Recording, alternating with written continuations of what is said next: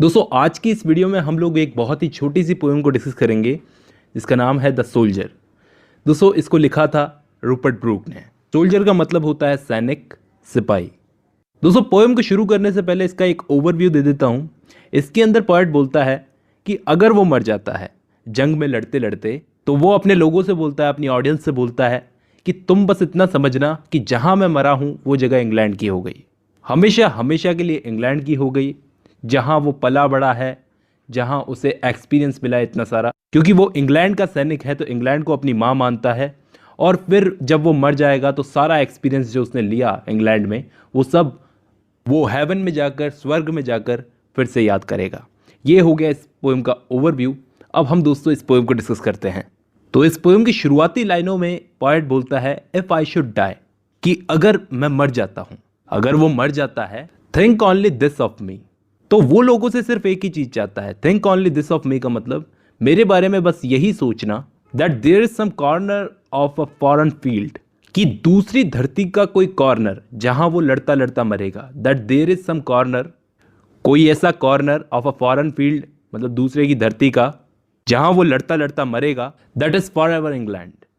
वो हमेशा के लिए वो हिस्सा, वो फॉरेन फील्ड का वो कॉर्नर हमेशा के लिए इंग्लैंड का हो जाएगा। अब यहाँ पे गलत समझने वाली बात नहीं है। दरअसल वो कहना चाह रहा है कि लड़ाई में अगर वो मर गया तो उसे इसी देश की धरती में दफनाया जाएगा जहां वो मरा है, कुछ गज की जमीन में। तो उसका खून उस कुछ गज की जमीन की मिट्टी के साथ में मिक्स हो जाएगा, और इसी के साथ वो सैनिक इंग्लैंड का है, तो वो हिस्सा जहां वो मरा है, जहां उसको दफनाया गया है, वो हिस्सा इंग्लैंड का हो जाएगा। क्योंकि रूपर्ट ब्रूक जो हमारे पोएट हैं उनके खून में इंग्लैंड था, उनके खून में इंग्लैंड था, उनके थॉट्स में इंग्लैंड था, बल्कि पैशन था उनका पोएट्री लिखने का। वैसे एक सिपाही थे, ये एक सैनिक थे, सोल्जर थे। बहुत ही कम उम्र में इनकी डेथ हो गई थी, और बड़े हैंडसम भी थे, और पोएट्स भी बोलते थे कि ये बहुत हैंडसम पोएट हैं। देयर शैल बी मतलब वहाँ पर या उस जगह पर, इन द रिच अर्थ उस रिच अर्थ के अंदर, अ रिचर डस्ट कंसील्ड उसके अंदर रिचर डस्ट दफनाई जाएगी। दोस्तों यहाँ पे कंसील्ड का मतलब है दफनाई जाएगी, रिचर डस्ट का मतलब यहाँ पे है उस सिपाही की बॉडी, उस सोल्जर की बॉडी। रिच अर्थ का मतलब जहाँ वो दफनाई जाएगी उस मिट्टी के अंदर। यहाँ ध्यान देने वाली बात यह है दोस्तों, यहाँ पे पोएट अपनी बॉडी की बात नहीं कर रहा, बल्कि किसी भी सोल्जर की बॉडी की बात कर रहा है। किसी भी सोल्जर की बॉडी रिचर डस्ट है, और जहाँ उसको दफनाया जा रहा है वो रिच अर्थ। अ डस्ट whom इंग्लैंड बोर। यहाँ पे दोस्तों इस लाइन का मतलब ये है उस डस्ट, उस बॉडी, सोल्जर की बॉडी को यहाँ पे डस्ट बोल रहा है, कि उस डस्ट को, उस बॉडी को जिसको इंग्लैंड ने जन्म दिया। बॉर का मतलब जन्म दिया, बॉर का मतलब यहाँ पे गेव बर्थ, शेप्ड, शेप दी, मेड अवेयर, उसको अवेयर बनाया एक माँ की तरह। Gave once her flowers to love, उसे फ्लावर्स टू लव दिए, हर वेज टू रोम, और उसे चलना सिखाया। यहाँ दोस्तों इस लाइन का मतलब है और उसे चलना सिखाया।